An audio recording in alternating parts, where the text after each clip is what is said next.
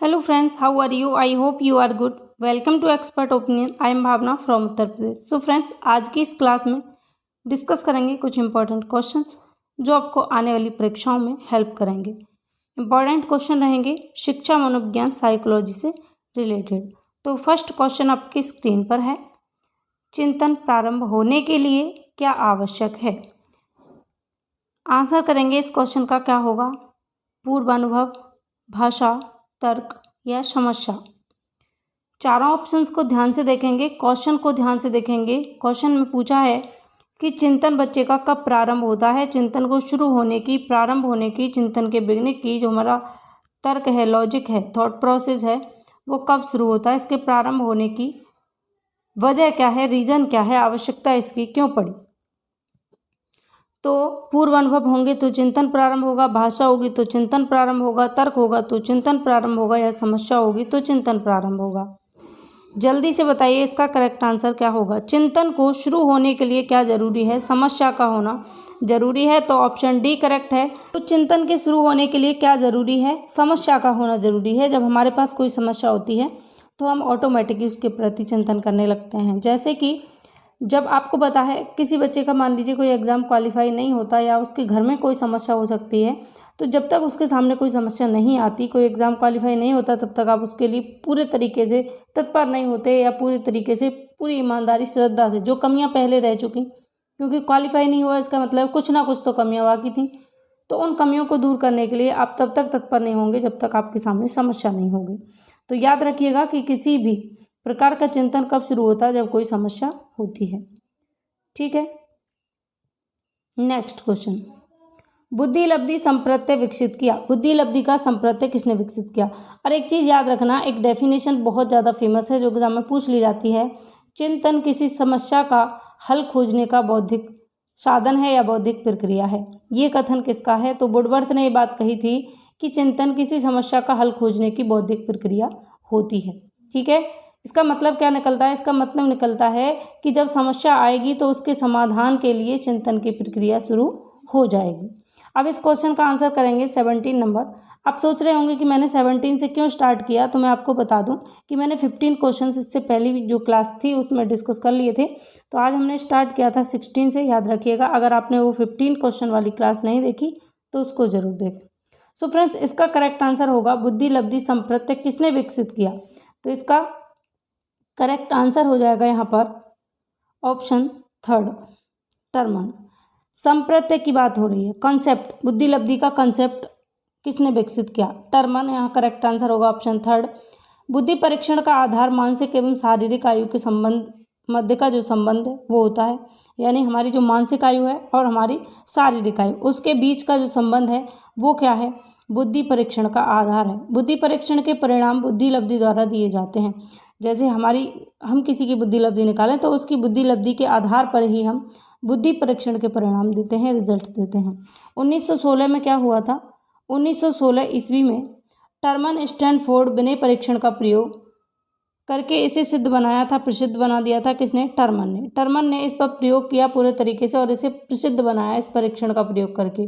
बुद्धि लब्धि का सूत्र क्या होता है? अगर ये आपसे पूछ लिया जाए तो आपको याद रखना है क्या होगा? मानसिक आयु बटे वास्तविक आयु गुणा 100. ठीक है. मानसिक आयु डिवाइडेड बाई वास्तविक आयु जो एक्चुअल एज है आपकी इंटू 100. ठीक है. चलिए नेक्स्ट क्वेश्चन की तरफ हम बढ़ेंगे. Question number 18. बाह्य आभास के आधार पर व्यक्तित्व का वर्णन कहा जाता है. बाह्य आभास के आधार पर व्यक्तित्व का वर्णन क्या कहा जाएगा? गहन दृष्टिकोण, सतही, मानकीय या प्रेरणात्मक दृष्टिकोण. बताएंगे इसका आंसर क्या होगा? फटाफट से जल्दी से सोचेंगे इसका आंसर क्या होगा. अगर आपने ऑलपोर्ट के व्यक्तित्व के जो सिद्धांत हैं उनको अगर आपने पढ़ा है तो आप इसका आंसर इजीली कर देंगे. ठीक है. ऑलपोर्ट ने क्या कहा था कि किसी भी व्यक्ति, कोई व्यक्ति है तो उस व्यक्ति में उन मनोशारीरिक दशाओं का गतिशील संगठन है जो उसके पर्यावरण के साथ उनका अद्वितीय सामंजस्य निर्धारित करती है. ये बात किसने कही? ये बात कही ऑलपोर्ट ने व्यक्तित्व के संबंध में. आधुनिक मनोविज्ञानी व्यक्ति को संगठित इकाई न मानकर गतिशील संगठन और एकीकरण की प्रक्रिया मानते हुए ऑलपोर्ट ने ये बात कही थी कि कोई व्यक्ति उस व्यक्ति में उन मनोशारीरिक दशाओं का गतिशील संगठन जो उसके पर्यावरण के साथ उनका अद्वितीय सामंजस्य निर्धारित करती हैं। मतलब कि किसी भी व्यक्ति में ऐसे गुण जो उसको पर्यावरण के साथ में सामंजस्य करने के लिए प्रेरित करते हैं या सामंजस्य बिठाने में काम करते हैं, कारगर होते हैं, सहायता करते हैं, वही क्या है, उसका व्यक्तित्व है।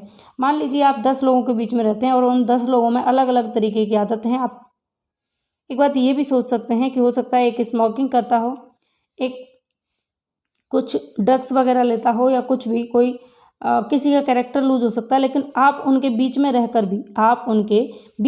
भी अपने आप को समायोजित रखते हैं, ठीक है, एनवायरनमेंट के अकॉर्डिंग। तो इस तरीके के परिवेश में भी अगर आप खुद को समायोजित रख लेते हैं या खुद पे कंट्रोल कर पाते हैं, या जैसा भी आपका एटमॉस्फेयर है उसके अकॉर्डिंग आप ढल पाते हैं, यानी समायोजन, ठीक है। समायोजन का मतलब है कि जो हमारा एनवायरनमेंट है वहाँ हम ढल जाते हैं उसके अकॉर्डिंग।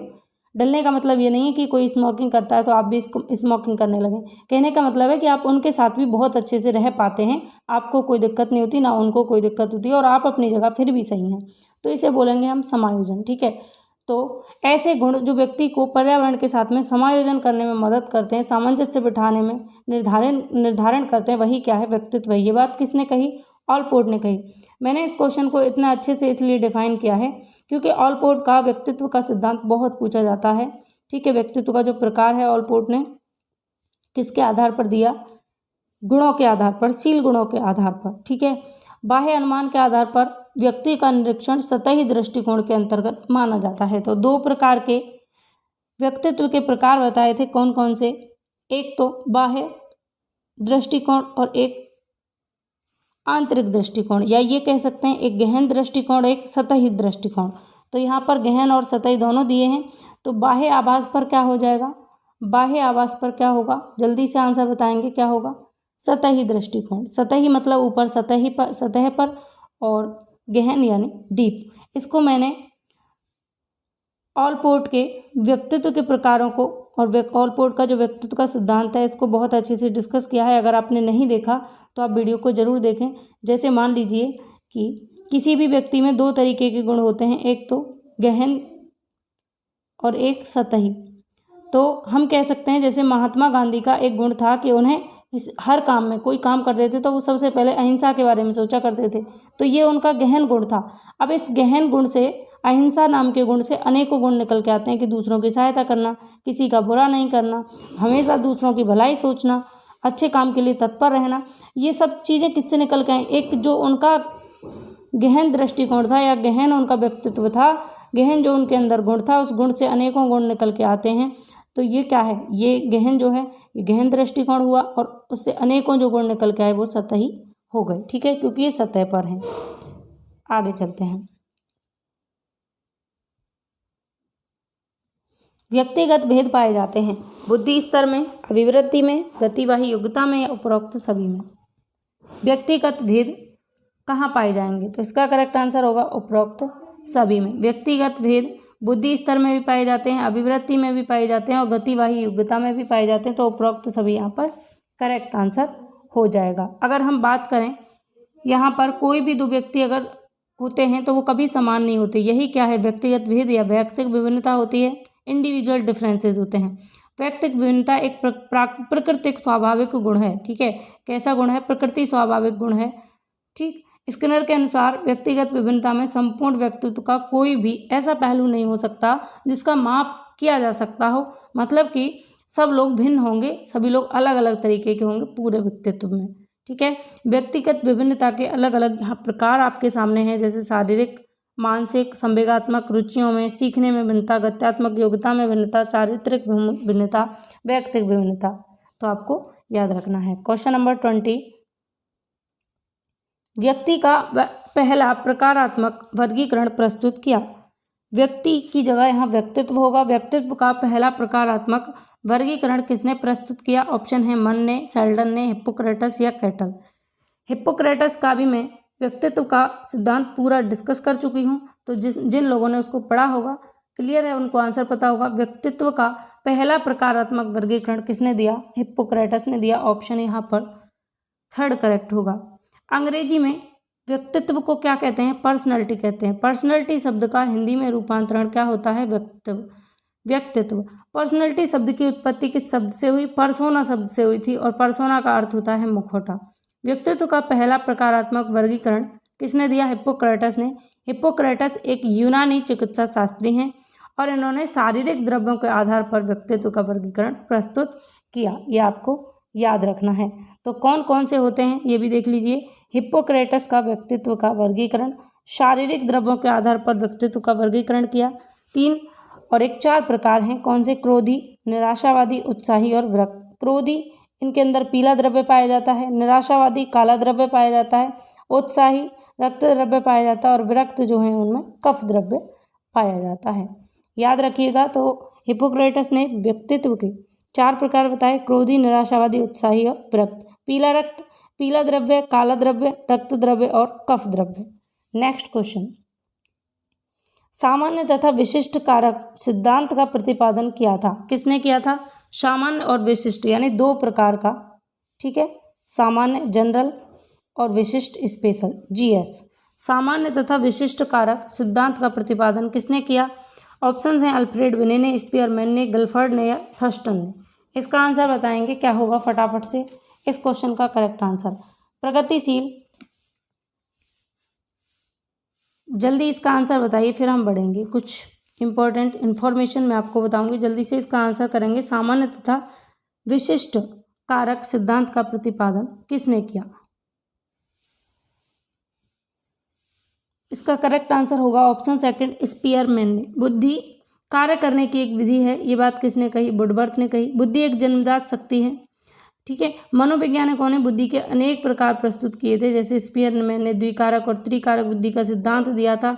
इसके अलावा सामान्य योग्यता, सामान्य बुद्धि यानी जनरल। इसके अलावा विशिष्ट स्पेशल। जी जो है यहाँ पर क्या है? जी कारक सभी व्यक्तियों में कम या अधिक मात्रा में पाया जा सकता है, जबकि बहुत कारक यानी एस विशिष्ट कारक भी लोगों में पाया जाता है, जो किसी प्रकार विशेष प्रकार के विशिष्ट कार्य के लिए होता है। जैसे जनरल तो सभी में होता है, लेकिन जिनमें स्पेशल होता है वो किसी ना किसी क्षेत्र में प्रतिभाशाली होते हैं। नेक्स्ट क्वेश्चन, बुद्धि के सिद्धांत। ट्रिक मैंने आपको ये कराई थी, एक बार रिवाइज कर लेंगे। केले थे समूह में, थॉर्नडाइक को बहुत भाए, एक खाया बिने ने, 2-3 स्पीयर ने खाए। इसका मतलब है केले मतलब कि केले थे समूह में, तो समूह कारक बुद्धि का सिद्धांत किसने दिया? केले और थर्स्टन ने। इसके अलावा थॉर्नडाइक को बहुत भाए, बहुत भाए मतलब बहुकारक सिद्धांत किसने दिया? थॉर्नडाइक ने। एक खाया बिने ने, तो एक कारक बुद्धि का सिद्धांत किसने दिया? बिने ने। 2-3 स्पीयर ने खाए, तो 2 और त्रिकारक बुद्धि का सिद्धांत किसने दिया? स्पीयरमैन ने। नेक्स्ट क्वेश्चन, प्रगतिशील परिवारों में बच्चों में अपेक्षाकृत कौन सा प्रेरक अधिक प्रबल होता है? ऑप्शन है संबंधन, जिज्ञासा, उपलब्धि, आक्रामकता। प्रगतिशील जो परिवार होंगे उनमें कौन सा प्रेरक अधिक प्रबल होगा? क्लियर है ये बात? अच्छे से समझ में आ रही होगी। आंसर तक पहुंच चुके होंगे आप।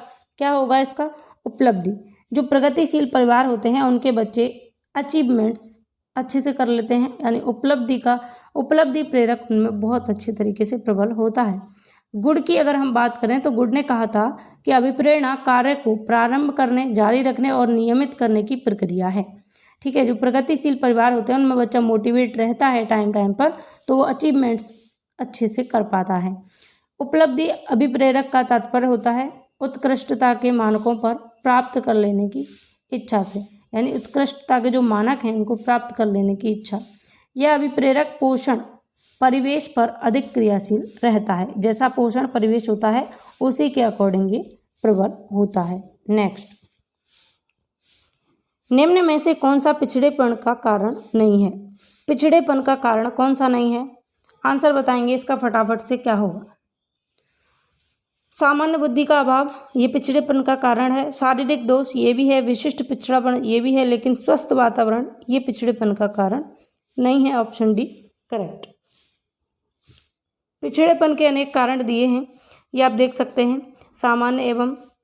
सामान्य से कम शारीरिक विकास होना, शारीरिक दोष व रोग, निम्न सामान्य बुद्धि, परिवार की निर्धनता, परिवार का बड़ा आकार, परिवार के झगड़े, माता पिता की अशिक्षा, ETC। ये आप देख लीजिएगा, PDF आपको मिल जाएगी।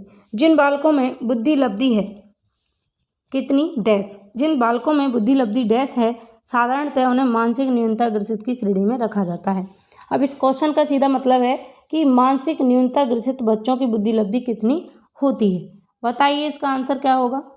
क्लियर, इसका आंसर भी आपको दिख रहा है। Laddoo question very very simple easy question है, जल्दी बताएंगे क्या होगा इसका करेक्ट आंसर।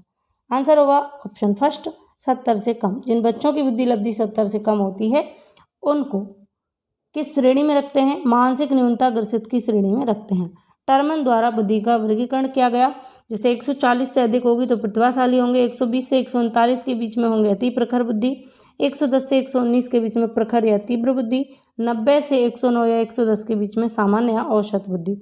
इसके अलावा ये पूछ लिया जाता है मंद या पिछड़े बालक, मंद बुद्धि या पिछड़े 80 से 89 के बीच में, निर्बल या क्षीण बुद्धि 70 से 79 के बीच में, और निश्चित क्षीण बुद्धि जो अभी पूछा है ये 70 से भी कम होते हैं, मानसिक न्यूनता ग्रसित की श्रेणी में रखा जाता है। क्वेश्चन नंबर 25, डैश बच्चों में अमूर्तमान प्रत्यय को ग्रहण करने की योग्यता होती है। कैसे बच्चों में, इसका आंसर बताएंगे। किस तरीके के बच्चों में अमूर्तमान प्रत्यय को ग्रहण करने की योग्यता होती है। अमूर्तमान यानी जो सामने नहीं है उसको भी ग्रहण करने की योग्यता होती है। फटाफट से इसका आंसर करेंगे क्या होगा, तो इसका आंसर होगा प्रतिभाशाली। ठीक है, जो बच्चे प्रतिभाशाली होंगे वो अमूर्तमान संप्रत्यय को या प्रत्यय को भी ग्रहण करने की योग्यता रखते हैं। नेक्स्ट क्वेश्चन, तनाव को कम करने के अप्रत्यक्ष ढंग कहलाते हैं। तनाव को कम करने के अप्रत्यक्ष ढंग क्या कहलाएंगे, आंसर करेंगे इसका फटाफट से क्या होगा। करेक्ट आंसर होगा रक्षात्मक यांत्रिकता या रक्षा युक्तियां जिनको बोलते हैं, जिनके वजह से हम तनाव को कम करने में।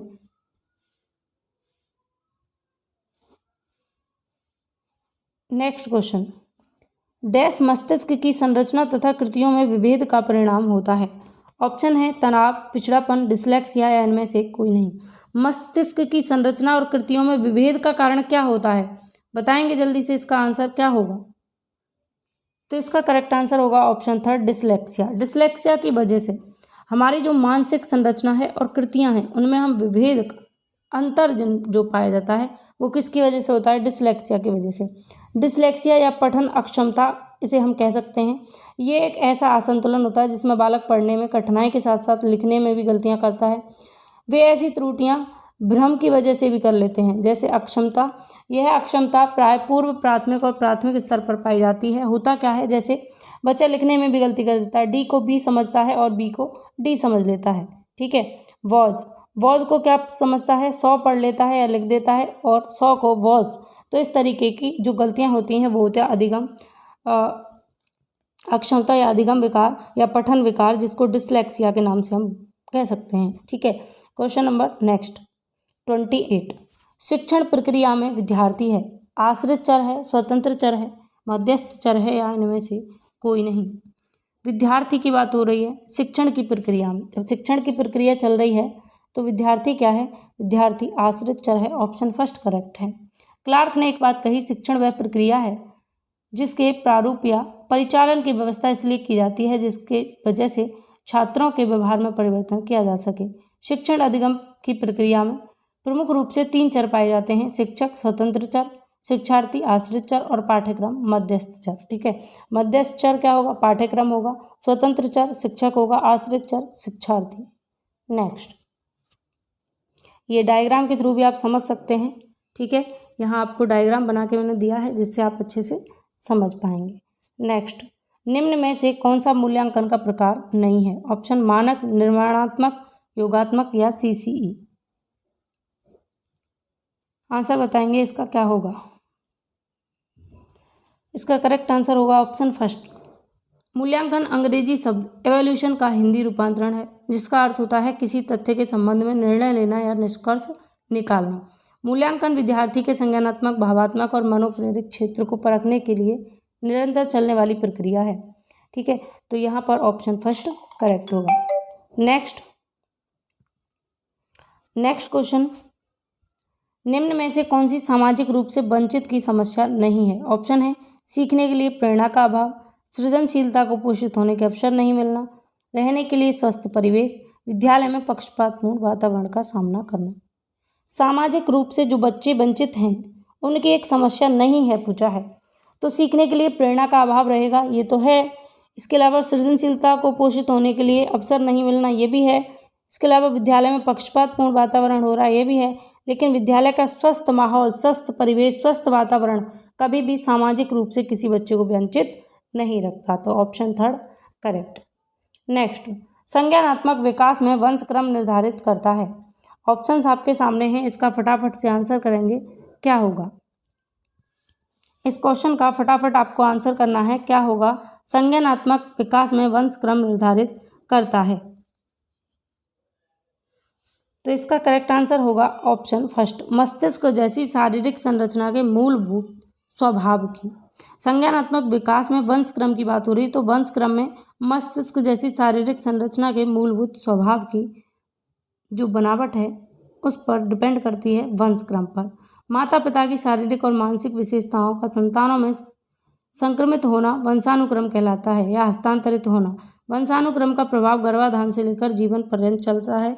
वंशानुक्रम जो है एक स्थायी प्रक्रिया है, यानी मान लीजिए कि आपकी आँखों का रंग भूरा है या आपकी आँखें ब्लू हैं अपने पेरेंट्स के अकॉर्डिंग, पेरेंट्स की भी ऐसी हैं, माँ की या पिता की, तो वो हमेशा रहेगा। ऐसा नहीं 10 साल के बाद में वो आँखों का कलर चेंज हो जाएगा, वो चेंज नहीं होगा, क्योंकि वंशानुक्रम एक स्थायी चीज़ है। ठीक है, आगे चलते हैं। निम्न में से कौन सा कथन सही नहीं है। ऑप्शन है आपके सामने, फटाफट आंसर करेंगे और ऑप्शंस को आप ही पढ़ेंगे, बहुत बड़े ऑप्शन हैं, फटाफट पढ़िए, जल्दी से पढ़ डालिए फटाफट से इन ऑप्शंस को। निम्न में से कौन सा कथन सही नहीं है। प्रारंभिक जीवन की नकारात्मक घटनाओं के प्रभाव से कोई भी अध्यापक बचाव नहीं कर सकता, ये बात गलत है। क्योंकि नकारात्मक घटनाओं के प्रभाव से, नकारात्मक घटनाओं का प्रभाव, ये किसने कह दिया कि प्रारंभिक जीवन की घटनाएं जो होती हैं वो नकारात्मक होती हैं। प्रारंभिक जीवन की नकारात्मक घटनाओं के प्रभाव से कोई भी अध्यापक बचाव नहीं कर सकता। शुरुआत की जो एज होती है बच्चे की, उस एज से पहली बात शिक्षक का कोई मतलब नहीं है। शिक्षक अपने प्रयासों से नकारात्मक घटनाओं के प्रभाव को कम कर सकता है। मान लीजिए कि कोई बच्चा बहुत इरिटेट है और बचपन से वो ऐसा ही है, लेकिन शिक्षक अगर प्रयास करे तो उन स्थिति को, उस स्थिति को जो उसके सामने है उसको कम किया जा सकता है। सकारात्मक दृष्टिकोण शिक्षक का हो, शिक्षक बच्चों को अभिप्रेरित करने वाला हो, सकारात्मक अभिप्रेरणा शिक्षक देकर उन घटनाओं को कम कर सकता है, उस बच्चे की स्थिति को सुधार सकता है। केवल शिक्षक ही एक ऐसा व्यक्ति होता है, ऐसा पर्सन होता है जो अपने विद्यार्थी को सुधारने में उसकी पूरी मदद करता है। इसीलिए शिक्षक को ईश्वर का स्थान दिया जाता है, गुरु से भी बढ़कर गुरु का स्थान दिया जाता है, ये हम कह सकते हैं। नेक्स्ट, निम्नलिखित में से कौन सी विशेषता परिपक्वता को अधिगम से अलग करती है। फटाफट से इस क्वेश्चन का आंसर करेंगे, क्या होगा। परिपक्वता को अधिगम से अलग कौन करता है। यह एक स्वाभाविक प्रक्रिया है, ये बात गलत है। ऑप्शन फर्स्ट ही करेक्ट है कि यह एक स्वाभाविक प्रक्रिया है। इसके अलावा परिपक्वता को अधिगम से अलग करने की बात की जा रही है यहाँ पर। यह अभ्यास पर निर्भर करती है, यह प्रेरकों पर निर्भर करती है, यह जीवन पर्यंत चलने वाली प्रक्रिया है। ये तीनों ऑप्शंस गलत हैं, फर्स्ट ऑप्शन सही होगा, यह एक स्वाभाविक प्रक्रिया है। ठीक है, ऑप्शन फर्स्ट यहाँ पर करेक्ट होगा। अधिगम जीवन पर्यंत चलने वाली स्वाभाविक प्रक्रिया ना होकर सप्रयत्न प्रक्रिया है। ठीक है, अधिगम के बारे में कहा गया कि यह एक स्वाभाविक प्रक्रिया है, जबकि अधिगम स्वाभाविक प्रक्रिया ना होकर क्या है, अधिगम प्रयत्न पर आधारित है। ठीक है, जैसे कि यहाँ कहा है अभ्यास पर निर्भर करती है, प्रेरकों पर निर्भर करती है, जीवन पर्यंत चलती है। तीनों बातें सही हैं, लेकिन फर्स्ट ऑप्शन गलत है। स्वाभाविक ना होकर प्रयत्नशील प्रक्रिया है। कैसी है, प्रयत्न करते रहेंगे तो आप सीखते रहेंगे। नेक्स्ट, निम्नलिखित में से कौन सा कथन विकास के संबंध में सही नहीं है।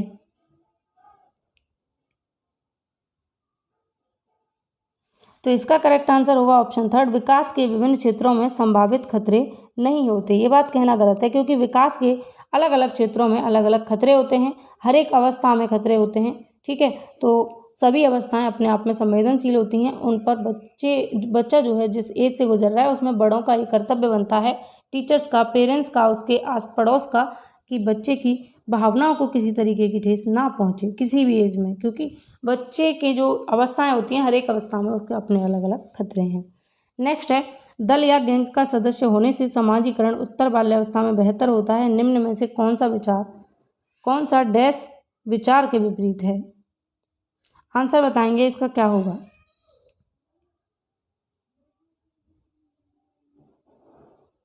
तो इसका करेक्ट आंसर होगा ऑप्शन डी, छोटी छोटी बातों पर झगड़ा करते हुए अपने गैंग के सदस्यों से लड़ाई मोल लेता है। तो दल या गैंग की ये विशेषता नहीं होती, इसके विपरीत बात कह दी गई, जबकि ऐसा नहीं है, क्योंकि बच्चा जब गैंग में रहता है या अपने सदस्यों के अपने फ्रेंड्स के बीच में रहता है तो वो उसमें सामाजिकरण का विकास होता है, उसके अंदर सामाजिकरण का विकास होता है। ऐसा नहीं होता कि वो छोटी छोटी बातों पर झगड़ा करने लगता है, ऐसा नहीं होता। उसके अंदर सामाजिकरण का विकास होता है, समायोजन करना सीखता है अपनी गैंग के साथ में, अपने दल के साथ में, अपने सहपाठियों के साथ में। तो विपरीत बात पूछी है कि कौन सा इसका उल्टा है, तो ऑप्शन डी यहाँ पर करेक्ट है। ठीक है, नेक्स्ट, 9 वर्ष के बालक की नैतिक तर्कणा आधारित होती है। जो 9 वर्ष का बच्चा है उसकी नैतिक तर्कणा किस पर आधारित होगी? किसी कार्य के भौतिक परिणाम उसकी अच्छाई या बुराई को निर्धारित करते हैं, या कोई कार्य सही होना इस बात पर निर्भर करता है कि उससे व्यक्ति की अपनी आवश्यकता की पूर्ति होती है। नियमों का पालन करने के बदले में कुछ लाभ मिलना चाहिए। सही कार्य वह है जो व्यक्ति के द्वारा किया जाए जो अन्य व्यक्तियों को अपने व्यवहार से प्रभावित करता है। बताएंगे इसका आंसर क्या होगा। 9 वर्ष के बालक की नैतिक तर्कणा किस पर बेस्ड होगी?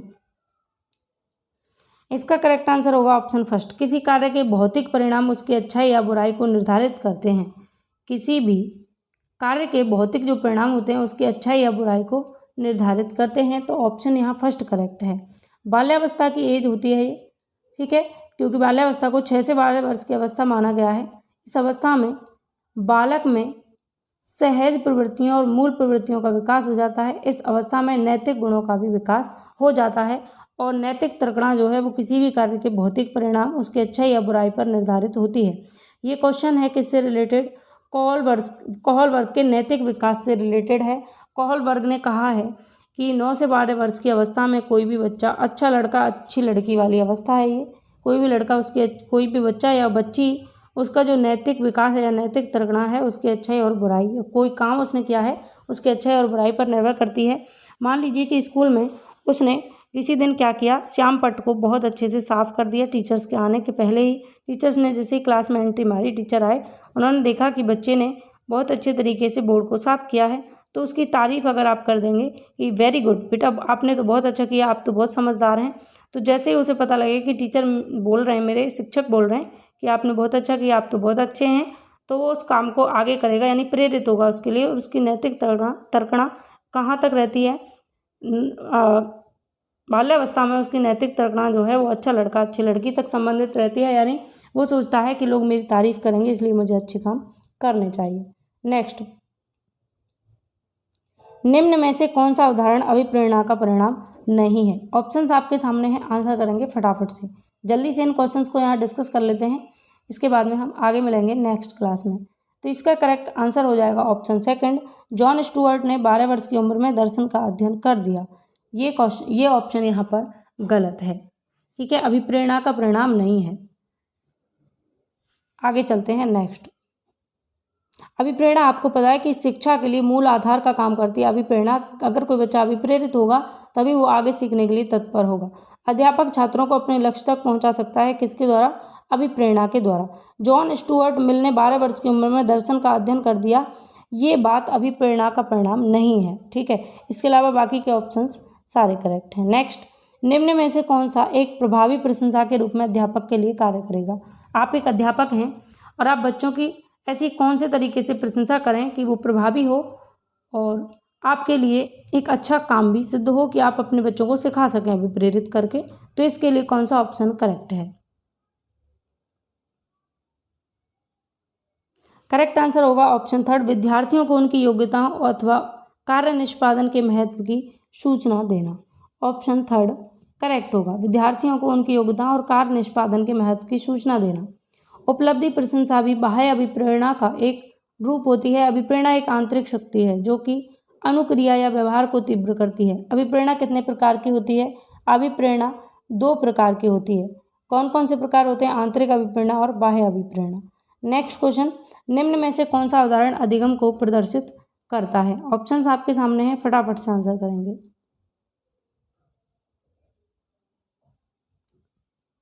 इसका करेक्ट आंसर होगा ऑप्शन फर्स्ट, हाथ जोड़कर अध्यापक का अभिवादन करना। यह अधिगम को प्रदर्शित करता है। इसके अलावा स्वादिष्ट भोजन देखकर मुंह में लार का आना, चढ़ना, भागना, फेंकना 3 से 5 वर्ष की अवस्था में, इनमें से सभी। तो ये सारे ऑप्शंस इतने बेहतर नहीं है। ऑप्शन फर्स्ट करेक्ट है, हाथ जोड़कर अध्यापक का अभिवादन करना। अपेक्षित व्यवहार परिवर्तन को अधिगम कहते हैं। अधिगम तत्काल प्रतिपुष्टि की प्रक्रिया होती है। अधिगम जीवन पर्यंत चलने वाली प्रक्रिया होती है। तो ऑप्शन फर्स्ट करेक्ट है। मान लीजिए टीचर्स ने सिखाया है उनको कि हाथ जोड़कर हमें अपने गुरुजनों का, अपने से बड़ों का अभिवादन करना चाहिए। तो बच्चा अगर हाथ जोड़कर ऐसा ही करके आपको दिखाता है तो ये अधिगम को प्रदर्शित करता है। ये पिक्चर्स के थ्रू आप समझ सकते हैं। नेक्स्ट, निम्न में से कौन सा चिंतन की प्रक्रिया में सबसे कम महत्वपूर्ण है? ऑप्शंस आपके सामने हैं, फटाफट आंसर करेंगे। इसका क्या होगा? इस क्वेश्चन का करेक्ट आंसर क्या होगा?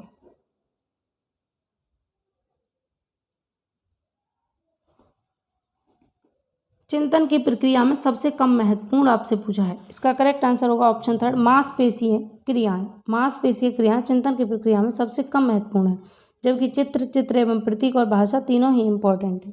सो फ्रेंड्स, आज की इस क्लास में हमने 16 क्वेश्चन से और 40 तक डिस्कस किया। टोटल हमारे 25 क्वेश्चन हो गए। आउट ऑफ 25 आपके कितने सही हुए और आपको ये क्वेश्चंस कैसे लगे ये कमेंट करके मुझे ज़रूर बताएं। हम मिलेंगे नेक्स्ट क्लास में, तब तक के लिए बाय बाय। आप अपना ख्याल रखें, टेक केयर। ये क्लास कैसी लगी ज़रूर बताएं मुझे और एक प्यारा सा कमेंट इनबॉक्स में ज़रूर छोड़ें।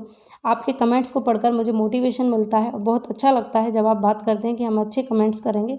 तो मोटिवेशन का ध्यान रखें, जैसे हम चाहते हैं कि आप हमेशा मोटिवेट रहें, वैसे ही आप हमें हमेशा मोटिवेट रखें। इसके अलावा आपने हमारे अगर टेलीग्राम ग्रुप को ज्वाइन नहीं किया, मिशन सरकारी मास्टर, ज़रूर ज्वाइन करें, एक बार विजिट करें। अगर आपको कंटेंट अच्छा लगता है, यहाँ डेली क्लासेस की क्विज आपको कराई जाती है, टेस्ट प्रतियोगिता रखी जाती है, संडे स्पेशल मैराथन आपके टेस्ट कराए जाते हैं। तो ज्वाइन करके एक बार ज़रूर अटेंड करें। अगर आपको पसंद आए तो ज़रूर रुकिए, नहीं पसंद आता तो आप लेफ़्ट कर सकते हैं। चलिए मिलेंगे नेक्स्ट क्लास में। Bye bye, take care.